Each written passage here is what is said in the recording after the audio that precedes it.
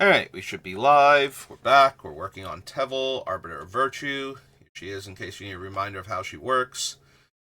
Alright, so I was going to start streaming a little bit earlier, but my internet randomly went down for like a minute or two, so hopefully that's done now and we don't run into any other issues. So Teval's currently at 132 cards, and we need to get her down to 60. These are our spells. Not counting the lands, so we need 72 cards to go away. The deck will be done. Okay. So, biggest problem with the deck is that every single card left on the list is either a utility spell or something that works very well in the deck. So, we just don't have room for everything. We're going to have to get rid of a bunch of stuff that I don't want to anymore. Like, more than half the cards still on the list need to go. And that's going to be kind of brutal.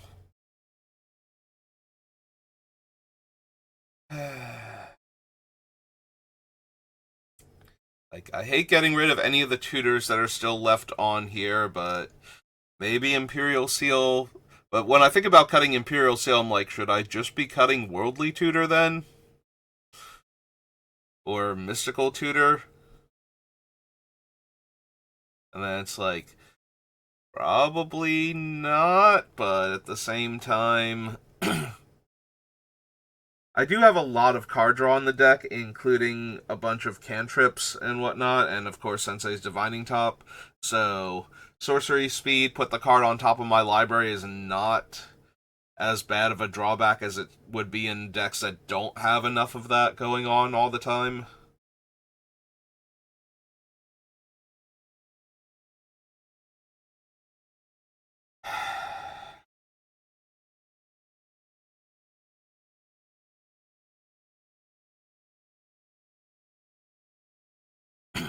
Frantic Search, Factor Fiction, Pernicious Deed, Entomb.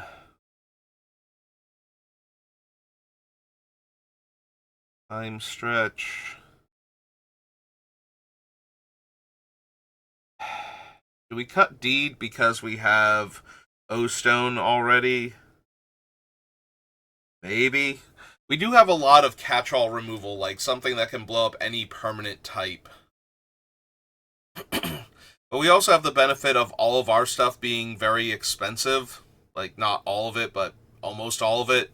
So popping Deed for even a medium amount of mana probably still leaves us with most of our dire threats in play, and opponents with basically nothing.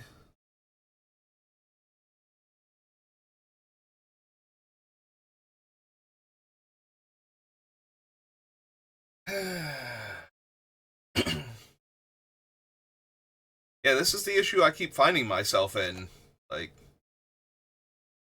I can cut a card, but then all these other cards are amazing. Like, I kind of want to cheat here and cut Traumatize and slide in the Final Fantasy Blue Adventureland. So that way I still have the effect of Traumatize for one more mana. Don't get me wrong, the one more mana can be an issue, but if we already have Tevel out, having to exile one more card in order to mill half my deck is probably fine.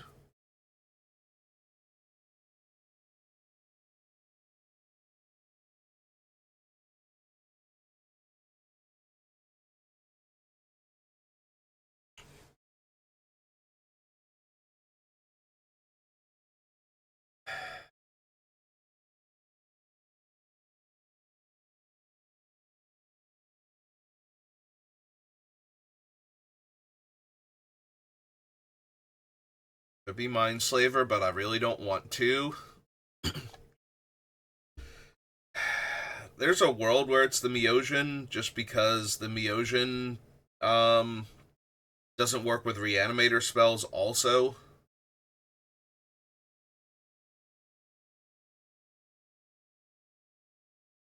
But I mean, it does, but I'm only getting back a 5-2 with no abilities, so. But casting this thing and getting to take everybody else's hand away seems so powerful.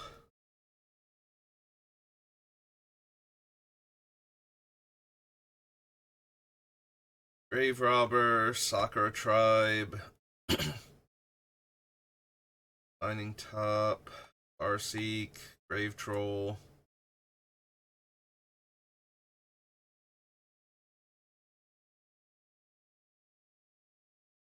Damnation.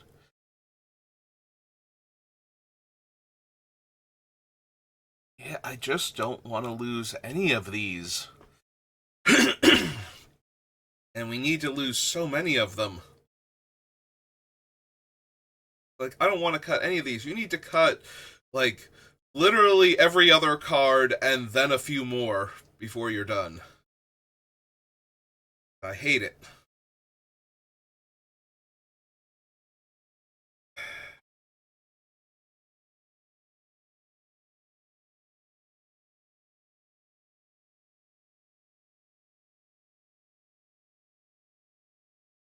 Could be Soul Conduit. I like having this in the deck, especially with what's its name? Especially as an additional thing to have alongside the Soul Transfer, but whatever it's called. The 9 mana Profane Transfusion.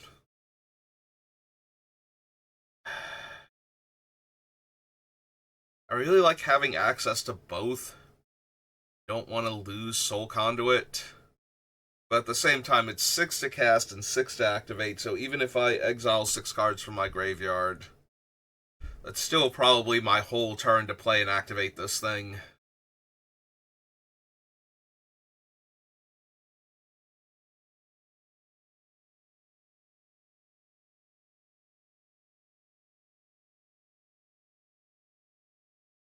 Exquisite Blood has to stay. Cyclonic Rift, Whip of Erebos, of Krufix.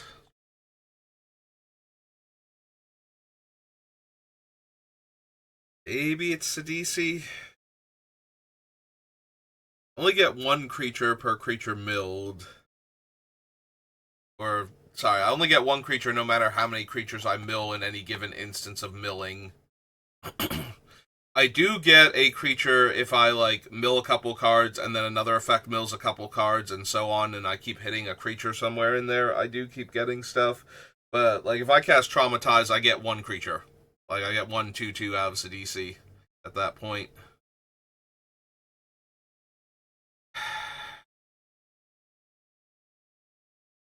I do like that she's a mill card that gets online a turn before our commander, though. That's the problem. Everything either is 100% what the deck wants to do or is a utility card now. I don't think I have anything else left on the list. It's like, how much utility can I cut from the list? And how many redundant things from each of the subsections that help the deck out can I afford to cut? Like, I need self-mill, I need life gain, I need to be able to kill problematic permanent types or interact with spells on the stack.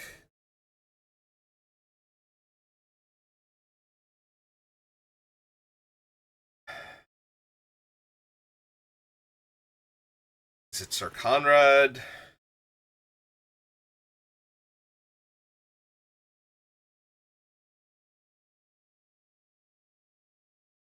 Like, just traumatizing myself with Sir Conrad and hitting, like, you know, if I mill 20 cards and, like, 7 of them are creatures, that's already really good.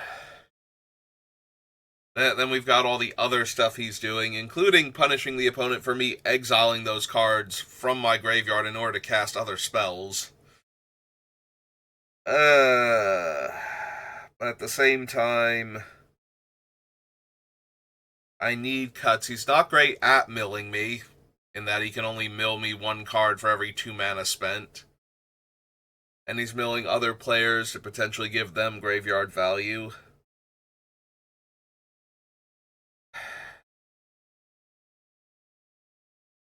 Yeah, okay.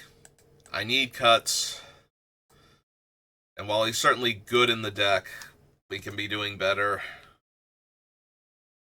That's kind of where I have to be at, is this card is good, other stuff is way better at what it's trying to do. So we just wind up losing that card, and we keep going in that pattern until we've cut all 70 some odd cards we need to cut from the list.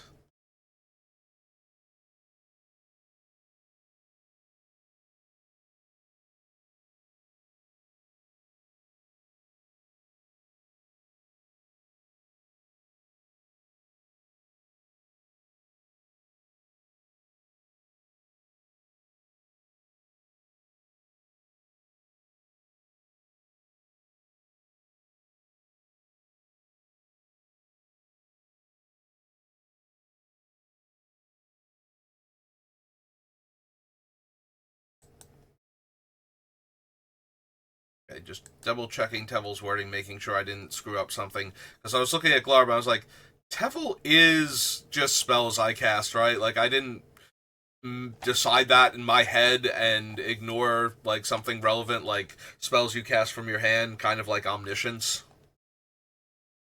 Because that would be really awkward with, like, Flashback and whatnot, too, which I had already promoted as a thing in Teval, because the spell doesn't get more expensive, even if the flashback cost is higher.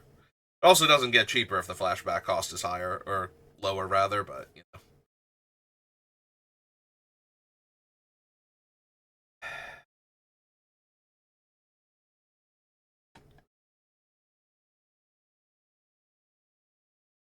Real quick, get Sir Conrad off the list. I want to check something. Let's see how many we have right now in colorless spells, because Ugin is staying on the list because he's card draw and life gain and an exile effect, and then probably more exile effects. How many is he likely to be without Sensei's Divining Top specifically? With Divining Top, he's insane. Like, I'm going to top swap and then uptick Ugin and then cast Sensei's Divining Top and exile a permanent, and I'm going to do this from now until the end of time.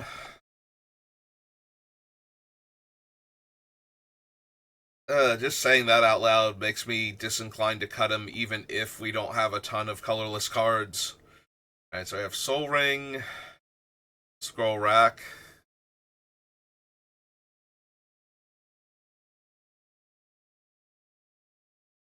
Lightning Greaves, Mindslaver, O-Stone, Well is 6, Crucible 7, Top is 8,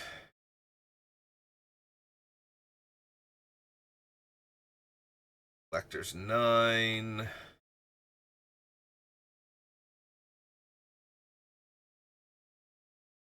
Collar's 10, Airworks is 11, Arn is 12, Conduit's 13. Yeah, even if the deck is like 10% colorless cards and we have access to the top swap thing, I feel like I'm not going to be able to cut this Ugin. Do we cut Mirrorworks and Minion Reflector because they're not the most important thing? Like, both of them are on the list because every time I cast one of the two spells that they care about, I should have the mana left over for the trigger. Minion Reflector is obviously worse because I don't get to keep the creature, but copying the creature is better in a lot of cases than Mirrorworks, because the creature is more valuable. Like, we gain life off of it coming into play, most likely, or dying, or attacking. Some combination of that is going to gain me life with the other cards in my deck. Get to double up on ETBs, we get a death trigger early. Even if they're legendary, if I have any of the gain life when the creature enters, dies, or, does anything besides attack, it just has to exist for half a second.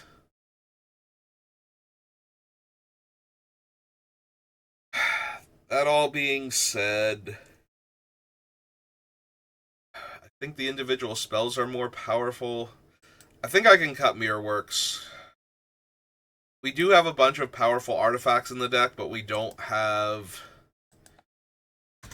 too many where the second copy is the biggest thing in the world. Like, copying a Soul Ring is just more mana. Copying something like Crucible does nothing other than give me a redundant copy in case it's not a board sweep or it's a targeted removal spell. Things like Soul Conduit. It's going to be hard enough to keep up the mana to activate Soul Conduit once while trying to cast all these big spells, even with things flowing out of the graveyard. So, having a second one is basically useless.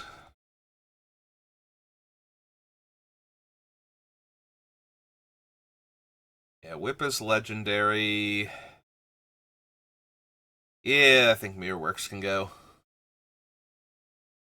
Alright. Scroll back down.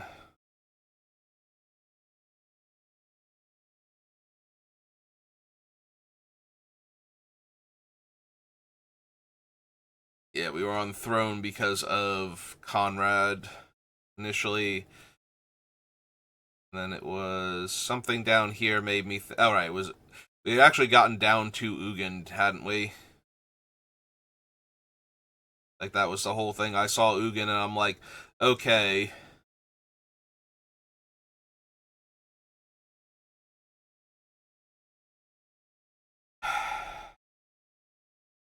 It might be the Gold Keeper. I do want the Gold Keeper to rebate me colored mana off of casting spells by exiling with our commander, but that's not essential. I am absolutely struggling for cuts here.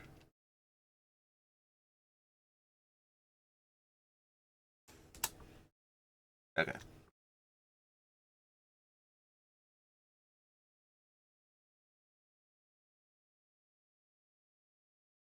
Do want the archive, Bloodthirsty Conqueror, Expropriate, Archon,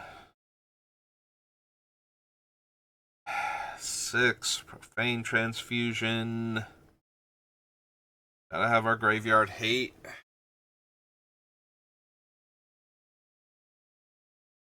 Signet, Windgrace's Judgment, Fierce Guardianship.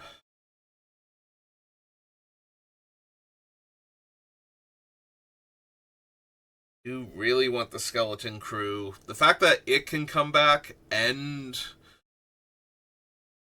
things leaving my graveyard give me 2/2 skeletons that then buffs to 3/3s seems way too good.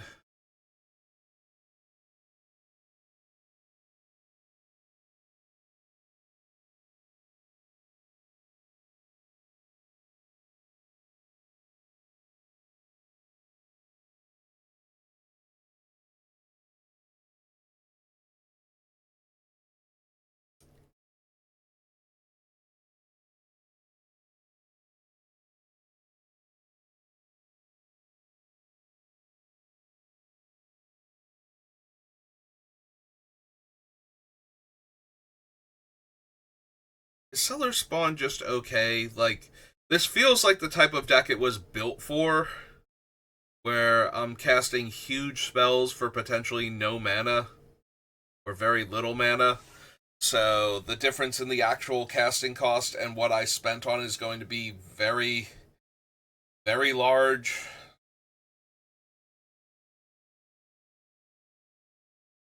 But at the same time, do I really need a creature that domes my opponent for like 5 to 9 points of damage when I cast a spell while I'm getting domed for like, 7 to 9 points of damage depending on what it was?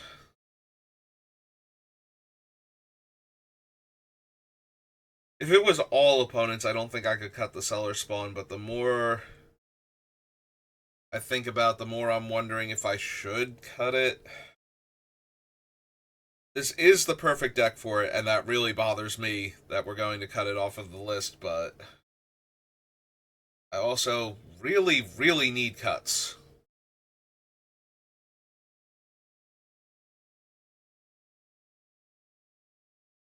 I literally do not have room for this thing, I don't think. And that's sad.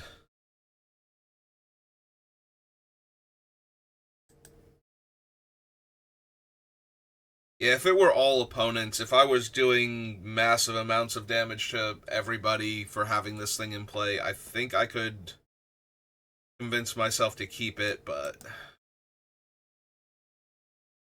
with it only being one opponent,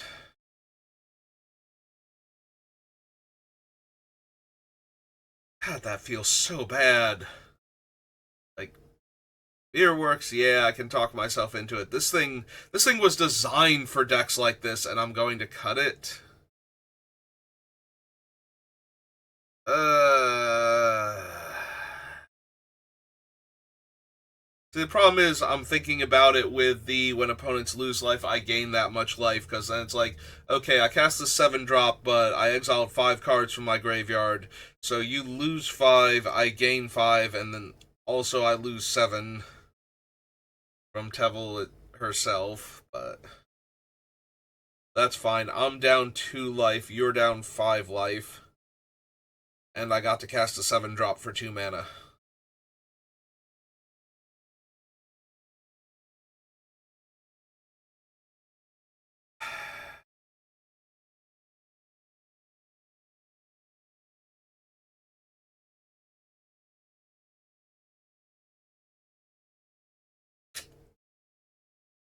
Yeah, okay. We're losing the Cellar Spawn, I think.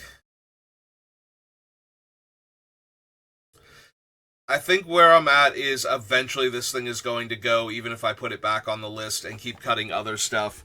I'm going to come back to it. It's going to be like, okay, I literally do not have room for this card. It's going to have to go.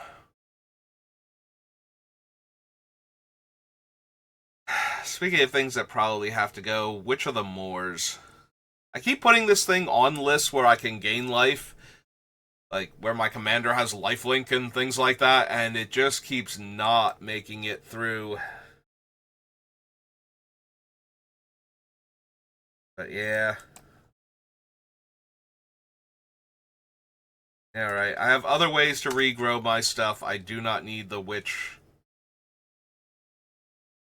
And I have to actively be gaining life on the turn. If I don't have good attacks with lifelink creatures or anything like that. Now, granted, if I have a lifelink creature, I probably have a good attack with it, because even if it dies, the witch also has to die that turn or I get that creature back at end of turn, and then can recast it, so every other turn I'm attacking with that same lifelink creature.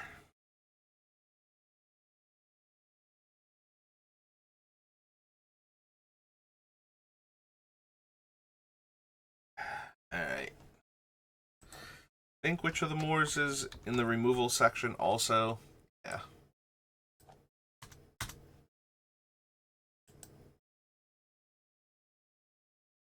And the Reanimator section. Okay. Right, that makes sense. Alright, Cellar Spawn shouldn't be, and Mirror Work shouldn't be on any sublist. Alright, so that's 3 cards. So that's 127. Clear all of you off.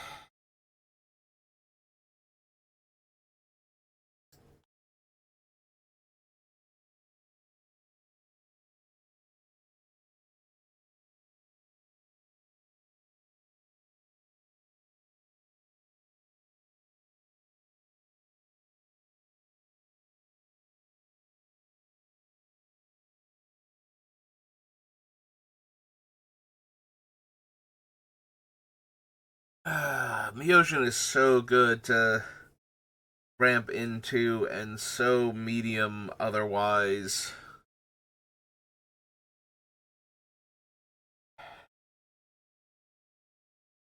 Yeah, maybe as good as hard casting a Myojin is, it's not quite good enough to offset the drawback. Okay. Of it not being a good creature while it's in my graveyard for reanimation purposes or anything. Like, I literally have to cast this one. Whereas the other ones, if I cheat them into play, they're just as good.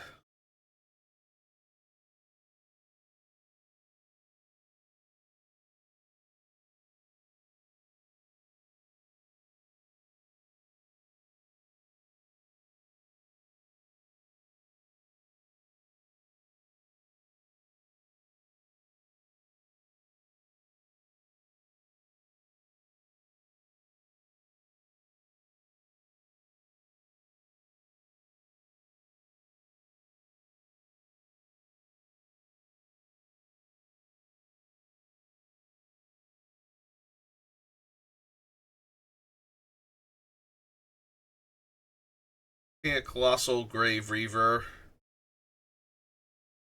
It is really strong. Like, we have to basically not mill a creature with its ETB before it even starts to get medium. So I have so many other ways to mill, too. Like, even if, there's a Torpor Orb effect going on and it comes into play and doesn't mill anything, if I can mill myself after that, it's still pretty good. And that's like that and not hitting a creature are basically the worst case scenarios. And even not hitting a creature, that's still. I probably exiled like 4 to 6 cards out of my graveyard to cast this thing. So milling 3 new cards is probably still good.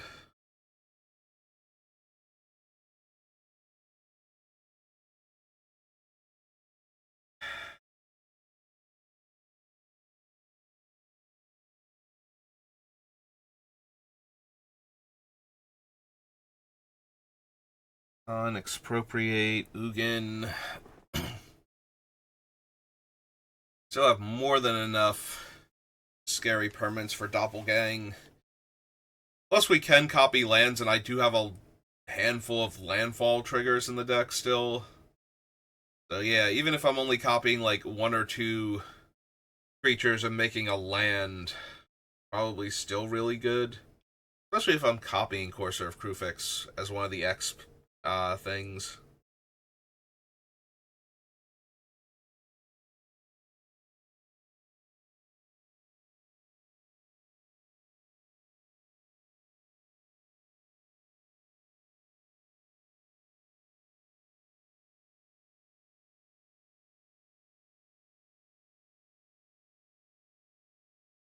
Muldrotha is a tiny bit tempting because she does not do anything automatically other than give me the chance to cast 1 permanent spell out of my graveyard. I guess technically also play a land, like Muldrotha resolves, we have priority, playing a land doesn't cede priority to anybody, so we can play a land and then cast a spell, and then Muldrotha can die.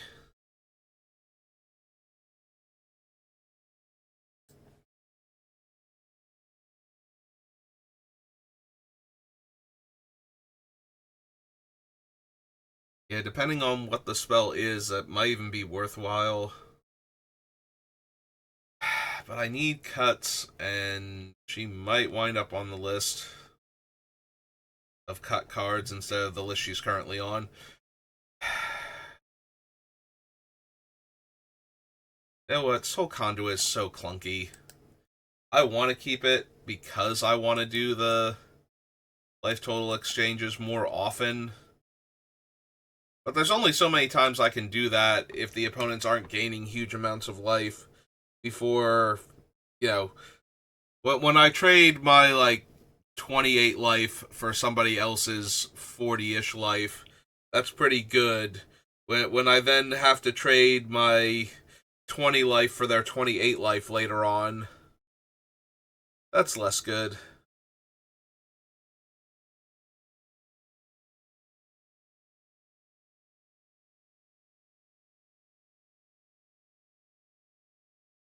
Fine, lose a soul conduit.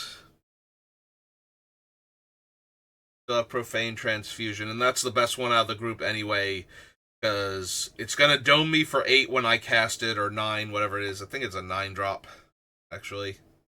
It's gonna dome me for 9, and then exchange life totals, and then make a giant creature for me on top of that, so.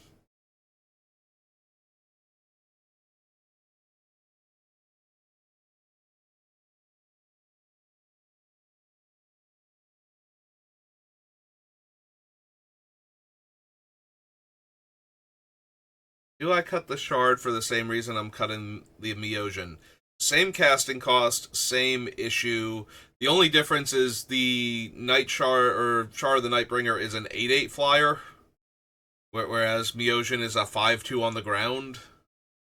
So at the very least, the shard has a real body attached to it in addition to incredibly brutal ETB.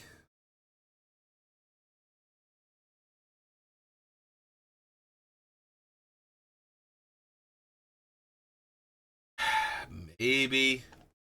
Not prepared to do it just yet, but maybe.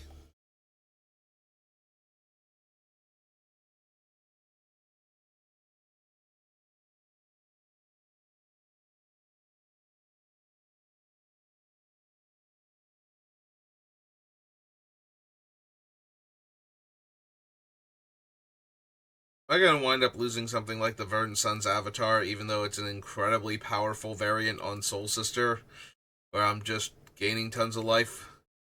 The biggest downside is I probably won't gain more than the 5 life immediately, because a lot of the things that will make me extra bodies will have already triggered while I'm casting this thing. They'll still be on the stack, and I won't gain the life for making all the 2/2s.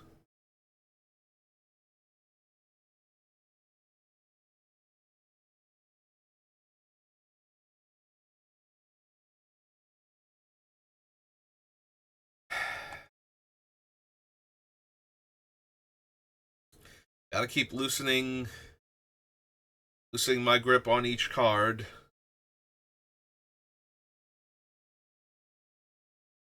I have to give myself reasons to cut them, so that way, if the reasons keep holding up as I pass through, eventually they will wind up coming out of the deck. Like, I'm pretty sure I argued against Soul Conduit and Miosian a couple of times already and decided not to beforehand. And grab some water.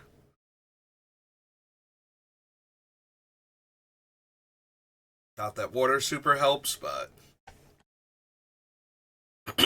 gotta do something here.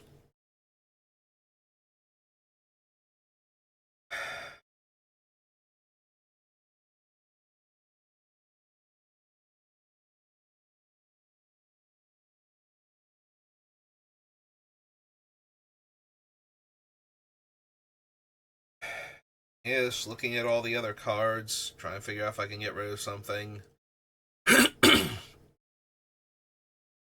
Still might be Tamio. Still don't want to get rid of her.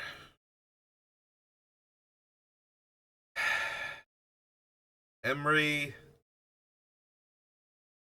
I like Emery because Emery just lets me recast my dead equipment or things that I've milled, or Mindslaver again. And she's a mill card that comes down before our commander. Like, I think it's all of those things. Like, if Emery were more expensive to cast, I could cut her. If she was a mill card with a different bit of upside, you know, if she, like, let me pay mana to rebuy my dead artifacts or something less impressive. That way I wouldn't be able to just tap her, target the artifact, exile a bunch of other cards, and cast that artifact.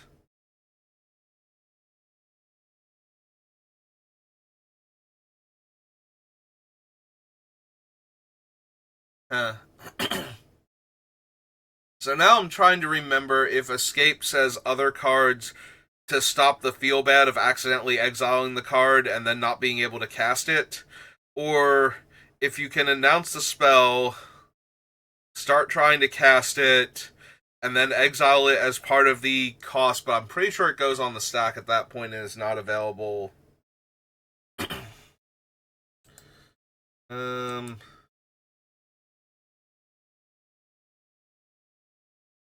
we're not going to help me out? Thanks. Thanks, Gather. You're super helpful. For not auto-completing. I needed a creature with escape, and it's the first one that popped into my head. Because I need to see the rulings on escape.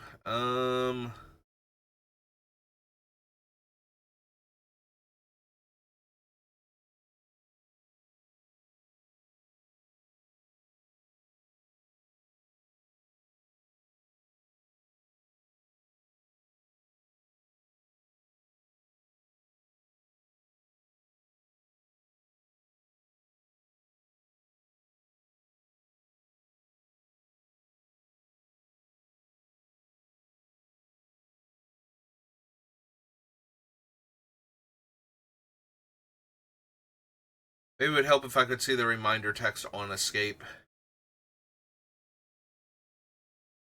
Yeah, I'm not sure if you can exile the card as part of the cost to cast it.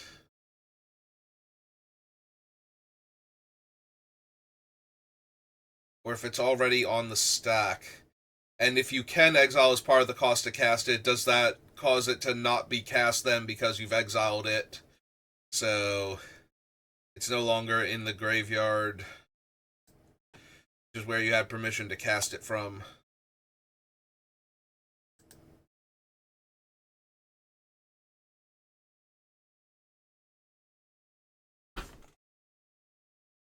Yeah, I'm not sure why it doesn't work, or if it somehow does work and it's a very odd trick.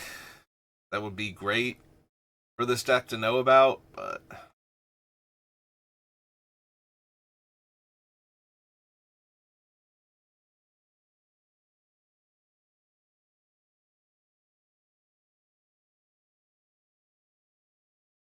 this is the removal and interaction pile.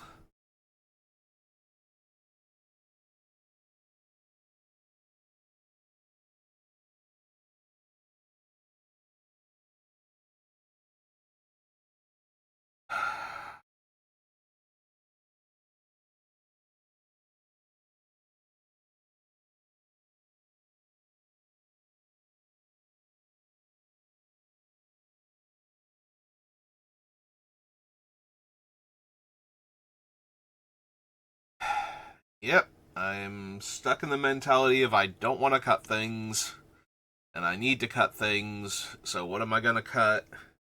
And I just keep passing everything.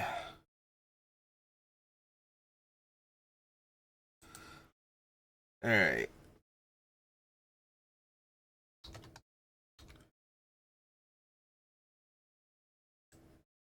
Soul Conduit off the list.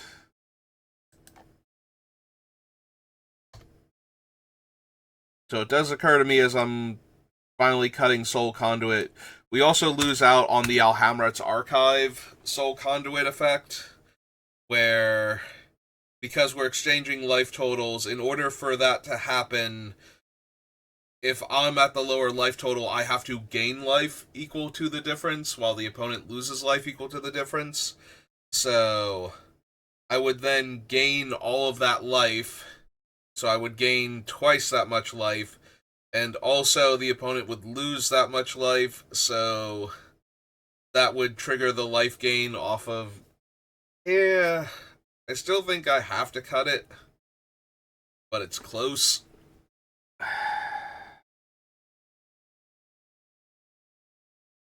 Do I have to cut Grave Robber while I'm here and just lean on Scavenging Ooze and um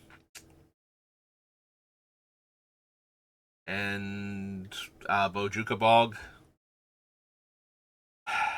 Probably. Probably don't have room for both of them. While I'm here and looking at it.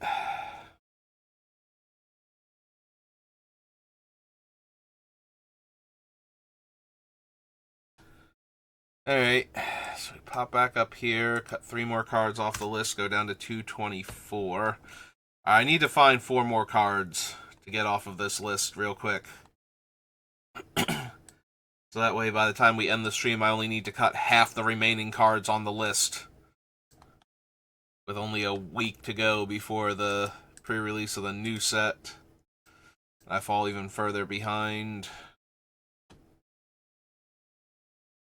Because now that we're releasing so many sets so quickly, this is literally going to be the only Dragonstorm Commander. Now, granted, there were a bunch of different things that slowed down the card selection process, too. So that wasn't great, but...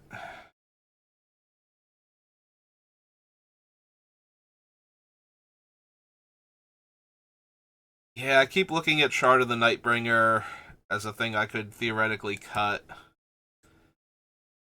And I think that's where we're going to go. Because if I keep thinking maybe I'm going to cut it, then when I have to cut literally half the cards on the list, it's a pretty safe bet that that one's going to go.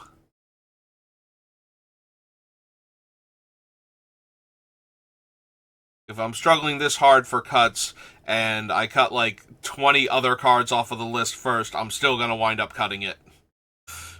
Because then those other 20 cards are gone, and I'm still struggling for cuts, and it's still on the list, and it's still going to pop into my head that maybe it's one of the things that I can cut.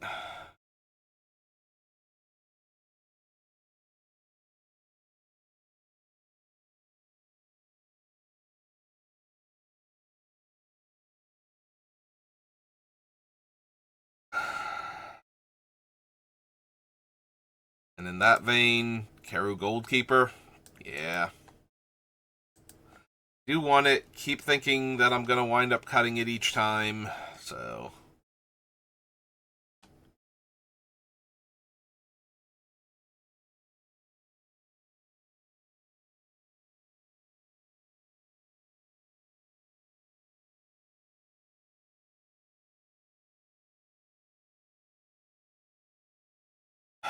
kind of want all of those still. There's not one that I look at and go, yeah, maybe that one. And then I keep hemming and hawing until we finally cut it.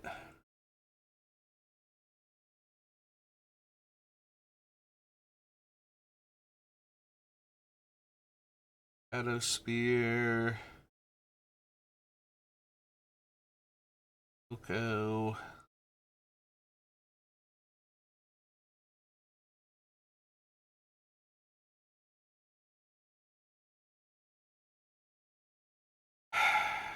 Not quite prepared to cut Emery yet. I think I'm going to lose Tamia, though.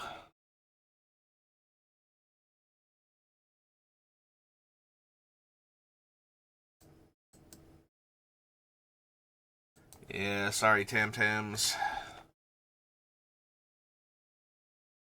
We have Shigeki, we have Eternal Witness, we have Muldrotha. So we have a bunch of different ways to access our dead cards so we can get value out of them.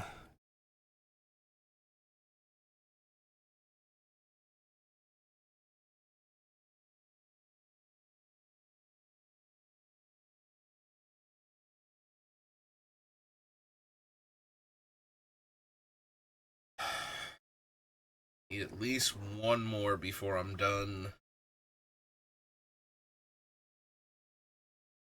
Granted, we still have like, 6 minutes before I'm at the 50-minute mark, which is where I usually end it if I'm either like dragging or just need the extra time, but I want to keep it under an hour regardless. Seems to be better for the VODs on YouTube.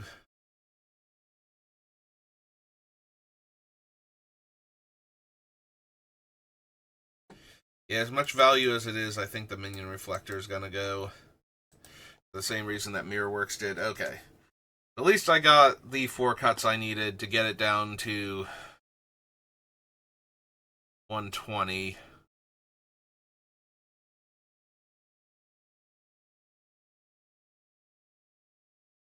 Looted Bonds, Damnation. Brave Troll, Farseek, Hop, and Steve.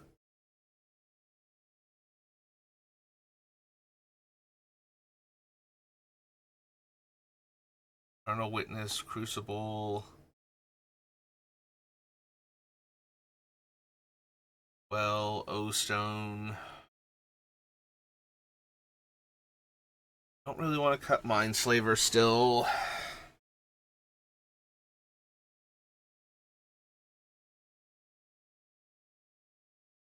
Yeah, no, it's really hard to not wreck somebody with Mindslaver, and possibly wreck everybody with one Mindslaver, depending on how well the other person could have wrecked everybody if they were of a mind to, or if they suddenly didn't care about what happens to them as long as they do all this damage to everybody else.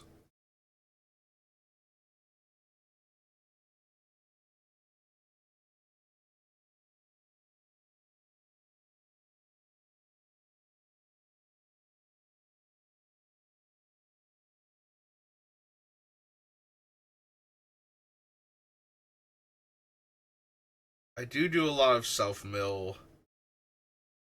I want to keep the scroll rack in for that reason.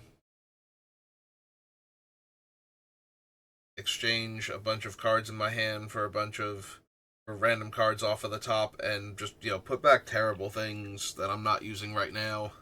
Situational cards where the situation isn't currently active. Anything I'd like to have in my graveyard, and then, just mill it all away.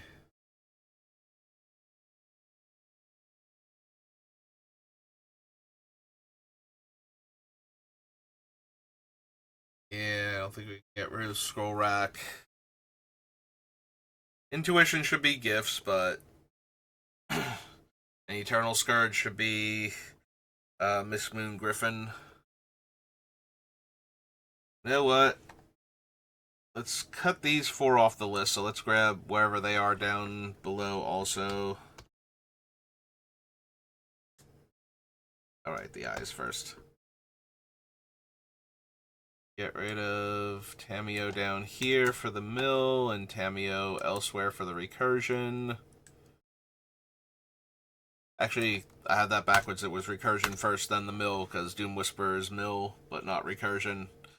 Memory, of course, was on both lists. Oh, I forgot to get Sir Conrad off of here.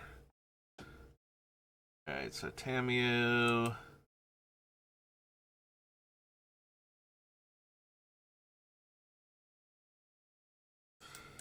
Should be, I was going to say, there should be one more instance of the Gold Keeper on the list. And the Shard. 1. 2. The last instance should be Shards of Alara. Yep. 4. So that's 120. Did that.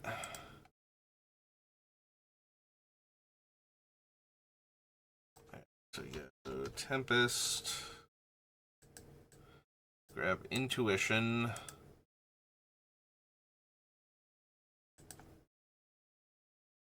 Go Champions.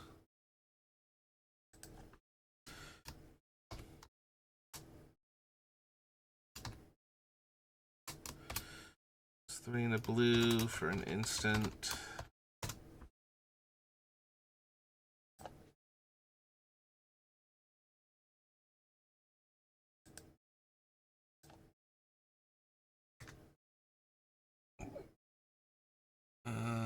Gift should be here.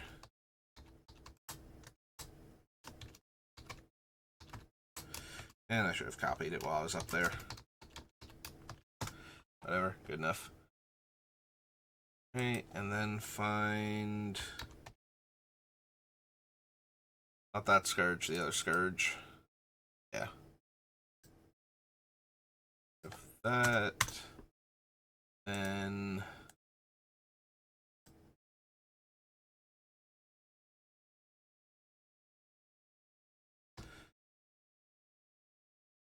It's missed Hollow Griffin, and that was from Avacyn? Yeah. Okay, so Avison.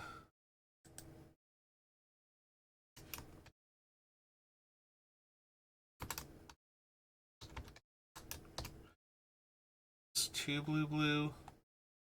3/3 flyer. Yep.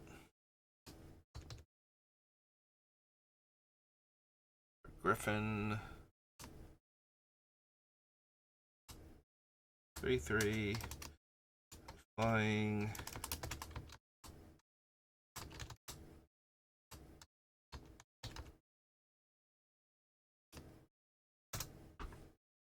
Okay, there we go. So now when I'm looking at the list, it looks like it should, rather than what it actually was the whole time. Because I keep saying I should replace both of those with these two cards, and then never actually getting around to doing it. Alright, so we only need to cut half the cards left on the list.